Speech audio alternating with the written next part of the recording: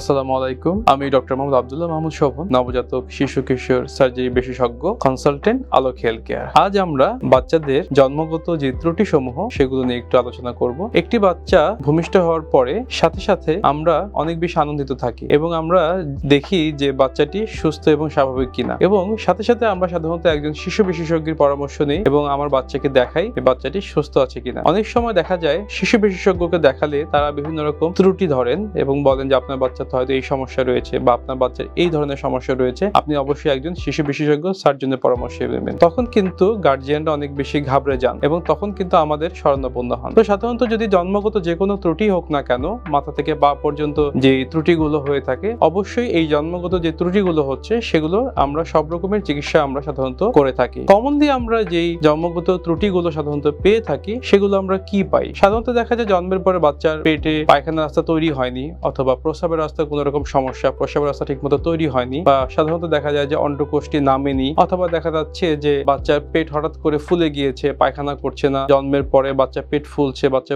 হলুদ বা সবুজ বমি করছে নবজাতক। তো নবজাতকের এই ধরনের সমস্যাগুলো আমরা খুব কমনলি পাই। এছাড়া দেখা যাচ্ছে যে মেরুদণ্ডের টিউমার, জন্মের পরে দেখা যাচ্ছে যে কিডনিতে পানি চলে এসেছে বাবুদের, অথবা দেখা যাচ্ছে যে হঠাৎ করে বাচ্চার মাথা জন্মের পরে বিশাল মাথা নিয়ে সে পৃথিবীতে চলে এসেছে, অথবা দেখা যাচ্ছে যে বিভিন্ন রকম শরীরে বিভিন্ন অংশে টিউমার রয়েছে। তো যেটাই হোক না কেন, বাচ্চাদের দেখা যাচ্ছে যে তালু কাটা, ঠোঁট কাটা, পা বাঁকা, এবং জন্মগত যে কোনো ত্রুটি, সেটা যেটাই হোক না কেন, আমরা কিন্তু আলোক হেলথ কেয়ার সুচিকিৎসা দেওয়ার চেষ্টা করছি। তো বাচ্চাদের এই ধরনের যে সকল জন্মগত ত্রুটি রয়েছে, সেটা যেটাই হোক না কেন, অবশ্যই একজন শিশু বিশেষজ্ঞ সার্জনের পরামর্শ নেবেন এবং আলোক হেলথ কেয়ারে শরণাপন্ন হবেন। আলোক হেলথ কেয়ার এবং হসপিটাল সুনামের সাথে দীর্ঘ 30 বছর যাবত এই অঞ্চলে কাজ করে যাচ্ছে। তাই পরিশেষে বলবো, আলোকের সেবা নিন, সুস্থ থাকুন। মনে রাখবেন, সুস্থ জীবন সুন্দর পৃথিবী। ধন্যবাদ। সুস্থ জীবন